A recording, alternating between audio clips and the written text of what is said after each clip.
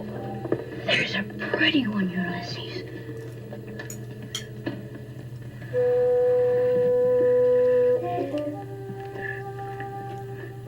There it is. Hello BookTube, I'm Shawn the Book Maniac. Welcome back to my channel. Here I am with a short review of a wonderful, incredible African novel I read a few weeks ago. Léonora Miano's Season of the Shadow, translated from the French by Gila Walker. Miano is a Cameroonian novelist. She has been living in France for 30 years. And wow, this one just knocked my socks off. It is a historical novel set in sub-Saharan Africa at the very beginning of the slave trade. She centers her story on a small, I'm not sure if tribe's the word, but the Mulongo people, a small village with a chief and midwife and dignitaries and so on, a very well-organized, stratified society, but definitely a small community that one night is raided and set afire, and when they manage to get the fire out and take stock of what's happened, amidst all that confusion, they realize that 12 members of the village or the tribe are gone. Most of them young and able-bodied, a couple elders. That is the opening premise of this novel, and through that situation, Miano explores the wound of slavery from the African side. I don't think there's any other work of literary fiction that focuses on this, and I heard an interview with Miano on YouTube, and she said that's why she wrote it. There wasn't a novel about the impact of that horrific event from an African-centered perspective. What an incredible historical novel.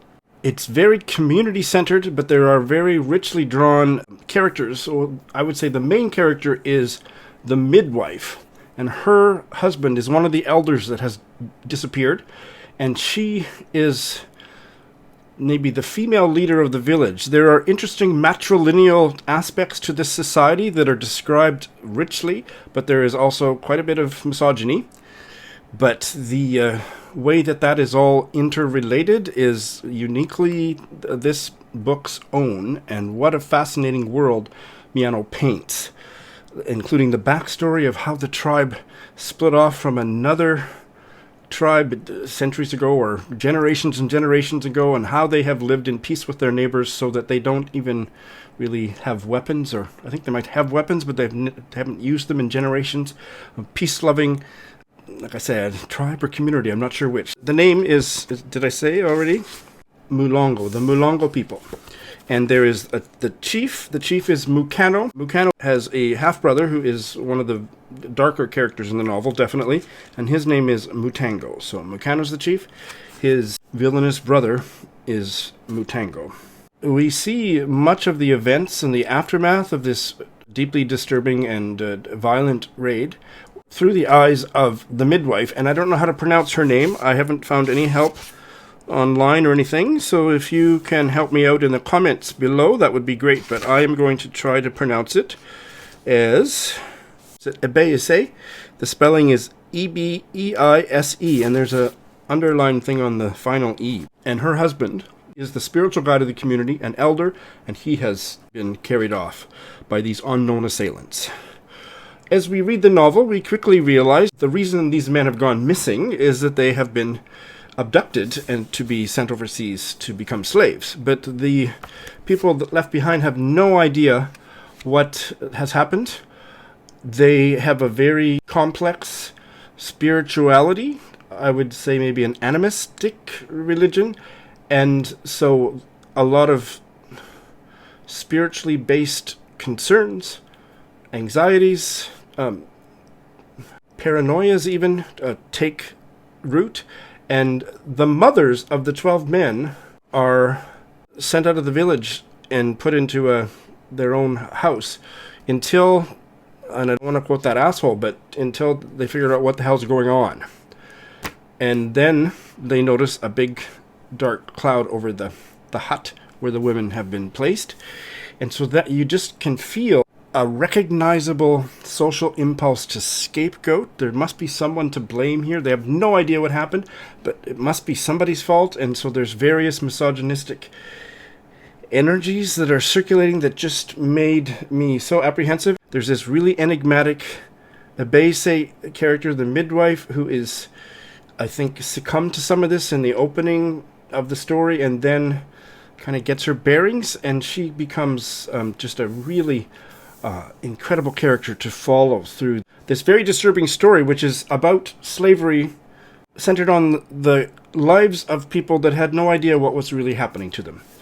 Something else that was utterly fascinating about this novel was the history we get about the Mulongo community. As I mentioned a minute ago, they had split off generations ago from the warring half of the tribe that kind of had a bit of a civil war, and the Mulongo didn't want to fight, so they just moved as far away as they could from their brothers and sisters and set up in a new location. And then one of the most fascinating things is that as events unfold, and I'm not going to tell you much more about how those events unfold, but a village is discovered that is a composite of people that have fled from their own villages when the slave traders came and started abducting everybody, and the leftover people from many different tribes, many different ethnicities, many different languages and cultures formed a new community. And the description of that was also just rich. It just pulsated with story and made me think sociologically and historically. And what's that word for when a new society forms out of the dregs of an old one? Ethnogenesis. If there's any hope in this bleak story full of tragedy and violence that is all the more heartbreaking to read about, because the people, the Mulongo people, were such peace-loving people, except for that one wicked half-brother, and to see what happens to them, and to see them yearning to find out what happened to their loved ones. And you will see as you read the book how much of that remains a mystery and how much they're able to find out. But if there's any hope in it, it's this idea of ethnogenesis, which Miano explores with such precise narrative curiosity. And I'm not going to say any more than that, but that kept my intellectual self stimulated and yearning for a better day for these people or their descendants. And wow, what a literary achievement. I recommend it so highly. I'm just going to read you the opening few pages. There are two words from the Douala language that I will explain to you before we get there. Both are from their spirituality. One is Maloba, which is the plural form of the word Loba, which means secondary divinity, or the plural secondary divinities, manifested, for instance, in the elements. And then the other word is Nyambe, if I'm pronouncing that correctly, Nyambe, which means God. And I have already mentioned the characters' names: the midwife, Ebese, the chief, Mukano, and the dark-hearted half-brother, Mutango. They do not know it, but the thing comes to them at the same time. After several sleepless nights, the women whose sons went missing shut their eyes. Not all the huts have been rebuilt since the Great Fire. Grouped in a dwelling at a distance from the others, the women are fighting off their sorrow as best they can. All day long they say nothing of their anxiety, never utter the word loss or the names of their missing sons. In the absence of the spiritual guide, he too having disappeared no one knows where, the council took the measures they deemed necessary. They summoned 2 women for advice, among the oldest of the clan. 2 women who have not seen their blood for many moons. Women whom the clan now considers equal to men. Of the 2 privileged to be consulted after the tragedy, particular consideration was given to Ebese, the spiritual guide's first wife. As a midwife, she has assisted many women in childbirth. She has seen some of the dignitaries, now seated on the council, trembling as they waited outside the hut where a life was coming to be, biting their lips, chewing on medicinal herbs to calm their nerves, praying to the Maloba to deliver them from the world of the living. So unbearable to them was the ordeal. She has seen them, hands pressed against their bellies, pacing back and forth, sweat dripping from their foreheads, as if they themselves were in labor. She has seen them bragging when the newborn was presented to the mains. If the child was in the wrong position, or worse, if it was stillborn, she dried their tears, allayed their anxieties over the interminable series of sacrifices to be performed to ward off evil spirits. She is the one who prepared the herbal mix to be used when the parents of the stillborn were scarified. Here a symbol is etched on the skin to remind death that it has already carried off a child of theirs.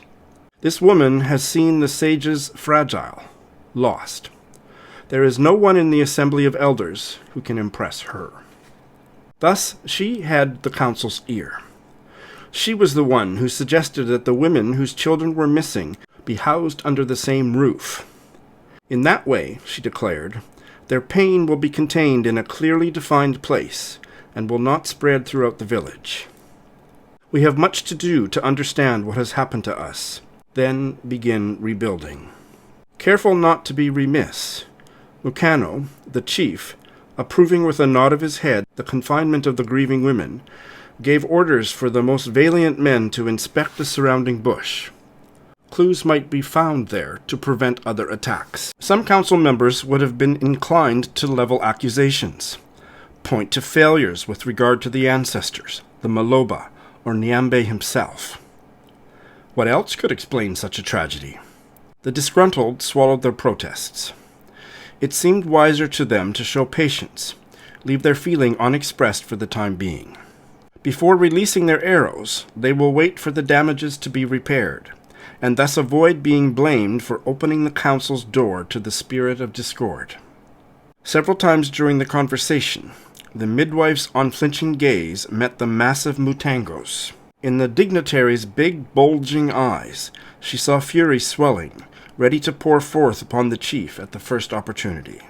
The two men are brothers by birth.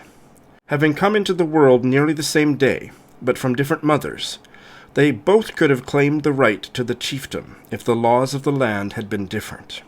But sovereignty among the Mulongo is passed down through the maternal line. Only Mukano's mother was of royal blood. You want to continue reading, don't you? Please do so. Read this book. It is not being talked about on BookTube or anywhere else on social media. Let's change that, shall we? It is an absolutely incredible novel. Thanks for watching.